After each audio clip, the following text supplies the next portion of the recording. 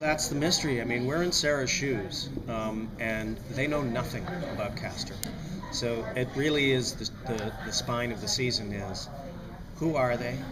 What do they want? Why are they after us? And as this remains Sarah's story at its heart,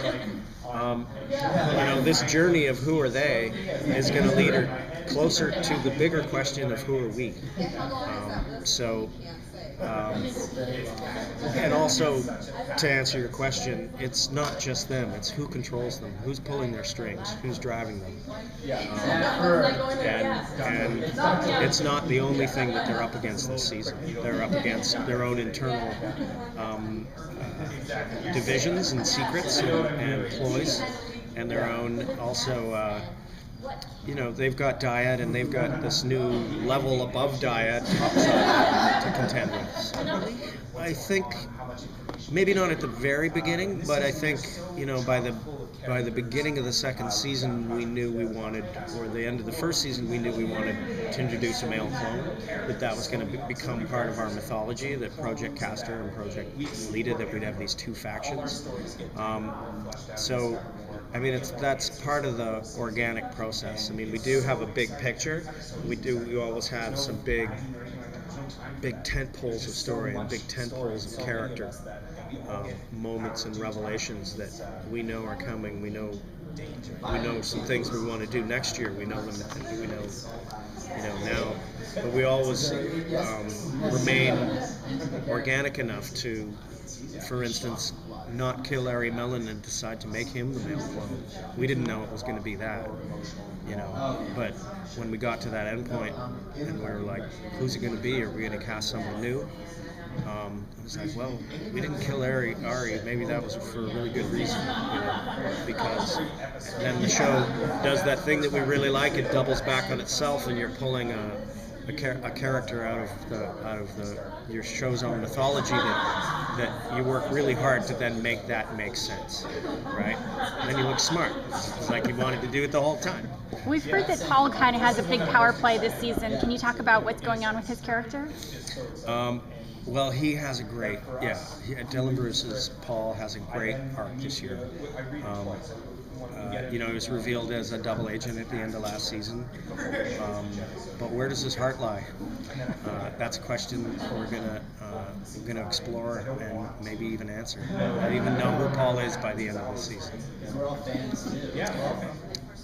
One of Ari's characters is Mark, the first one that we ever met. So Mark and Gracie have this sweet little love story that was budding at the in season 2, and we sort of left them on the run. And it's safe to say that Mark and Gracie are going to crash back into us for sure.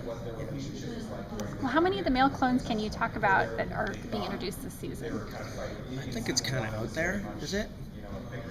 It's safe to say there's 4 or maybe more. Well, the ones we've seen are kind of scary. It's like they're not exactly sane. Each one has a little bit of a bent to them. Is that going to be a question that's going to get addressed, or we just kind of acknowledge that they're all kind of nuts? Well, while Lita was like raised in this nurturing kind of context where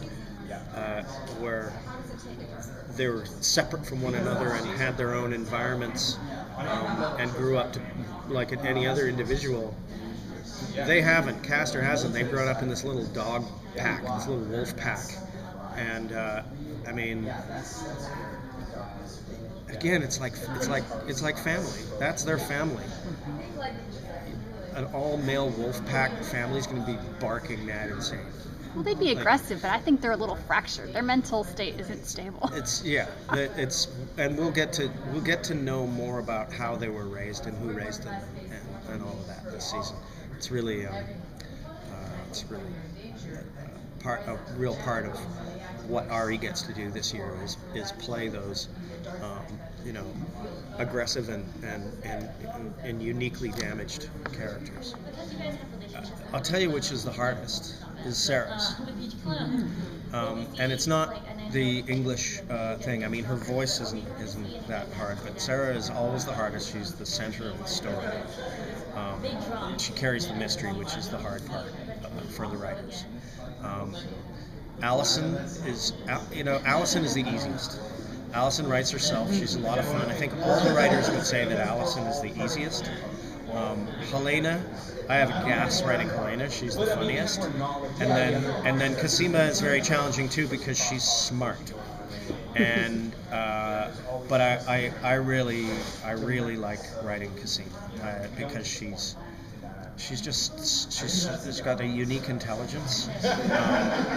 Although I'll often hand off her jargon, I'll hand off her science to Chris Roberts, who's like our real go-to science guy in the writers' room.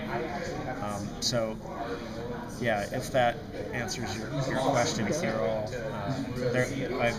I've absorbed their voices, so getting their voices isn't hard, but how what they're actually doing with their voices is a challenge.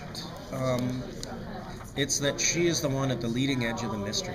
She's the one pushing the others to do the stuff, and she's, that's been Sarah's journey, is to become this reluctant leader. And from the person we met in the first frame, who was willing to do something rather immoral and